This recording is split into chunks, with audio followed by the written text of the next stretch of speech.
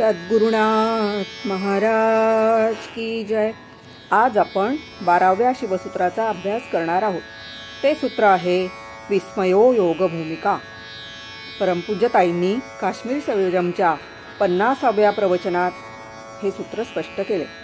परमपूज्य गुरुदेव महायोगी स्वामी उमानंद सरस्वती आपल्या ताई सांगतात की शिवसूत्र हा योगावरचा ग्रंथ आहे आणि शिवाशी योग साधून शिवस्वरूप होणं हाच आपला उद्देश आहे। म्हणूनच आपल्या साधकांसाठी ताईंनी काश्मीर शैविझमची 135 प्रवचनं दिली आहेत। ताई म्हणतात, ही जी परमशिवयोगाची साधना आहे त्याची दीक्षा गुरुच देतो, तो गुरुचाच अधिकार आहे। नुसते ग्रंथ वाचून ज्ञान होत नाही। ताई म्हणतात, आपण शिवाहून भिन्न नाही, आपण शिवच आहोत, पण आपल्याला त्याचं विस्मरण झालंय। ही जाणीव आपण शिव आहोत ही जाणीव जाणवायला हवी आणि ते काम गुरुच करतो। इथे ताई एक समर्पक उदाहरण देतात की सिंहाच्या छाव्याला आपण सिंह आहोत हे माहीत नव्हतं, म्हणून तो शेळ्यांच्या कळपात राहून शेळपट झाला होता। पण दुसऱ्या एका मोठ्या सिंहाने त्याचं प्रतिबिंब विहिरीत जेव्हा दाखवलं तेव्हा त्याला कळलं की आपण शेळी नाही। अगदी तसंच आपण शिव आहोत ही जाणीव होते आणि ती जाणीव जाणवायला आणि दृढ व्हायला हवी। एकदा का गुरुने दीक्षा दिली आणि कुंडलिनी जागृत झाली की साधकाला वेगवेगळे अनुभव येऊ लागतात। जसं विहिरीतून आतूनच झुळझुळू पाणी येतं, आतूनच त्याचा विकास होतो। महायोग साधनेच्या मार्गावर योगीला अशी काही स्टेशनं लागतात किंवा अशा काही स्टेजेस येतात की त्यामुळे योगी विस्मयात पडतो। विस्मय म्हणजे आकर्षून घेणारं आश्चर्य, सुखावणारं आश्चर्य। कारण त्या भूमिका किंवा ती स्टेशनं किंवा ते अनुभव या उत्क्रांतीच्या अवस्था आहेत। त्या अवस्था योगीला आश्चर्यात पाडतात। जेव्हा एक एक भूमिका तो पार करत जातो तेव्हा तो सुखद निशब्द स्तब्ध अशा आश्चर्यामध्ये बुडून जातो। त्या अवस्थांनी तो हबकून जातो। जेव्हा अशा विस्मयकारक भूमिका त्या योगाच्या मार्गावर पार पडतात, एक एक स्टेशन लागतं, तेव्हा त्याचा परिणाम काय होतो तर त्या योगाच्या इंद्रियांची शक्ती अपार वाढते।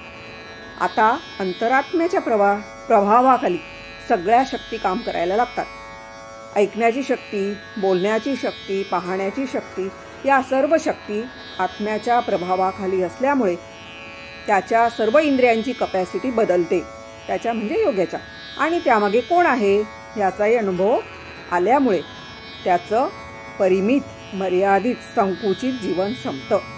त्यामुळे नित्य नूतन अखंड अविरत आनंदाची अनुभूती तो घेतो। आनंद हाच त्याचा स्थायी भाव होतो। नित्य नूतन आनंद तो सदा अनुभवतो, त्याचा त्याला विस्मय वाटतो। विस्मयो योग भूमिका हे सूत्र म्हणतं की कुंडलिनी जागृत करून ती सहस्रारापर्यंत नेणारा सामर्थ्यवान शक्तिपात कुशल गुरु भेटत नाही तोपर्यंत परिपूर्ण आनंदाचा अनुभव येणारच नाही। कुंडलिनी जेव्हा सहस्रारात जाते तेव्हाच हा अनुभव येतो। परमपूज्य मुक्तानंद बाबा म्हणतात की गुरुकृपेने अशा या योग भूमिका योगाला प्राप्त होतात आणि त्या आनंदाने परिपूर्ण व नित्यनूतन आहेत, आश्चर्यमुग्ध करणाऱ्या आहेत। मग बाहेरची जी काय 14 आश्चर्य आहे त्याचं बाहेरच्या जगाचं त्याला काहीच वाटत नाही, कारण योगीला त्याच्या अंतरी जे विश्वब्रह्मांड आहे त्याचा साक्षात्कार होतो। त्याला दिव्य गंध येऊ लागतात, विविध ज्योती दिसू लागतात, प्रकाश दिसू लागतो, दिव्य नाद ऐकू येतो। योगी बसल्या जागी लोकांतराचं दर्शन घेतो। या सगळ्याचं वर्णन बाबांनी आपल्या चित्तशक्ती विलास ग्रंथामध्ये केलेलं आहे। ते कसे ते पण वेगवेगळ्या लोकात जाऊन आलेले, त्यांचे अनुभव त्यांनी त्यात लिहिलेले आहेत। बाबांचा चित्तशक्ती विलास हा ग्रंथ शिवसूत्रावरच आधारित आहे।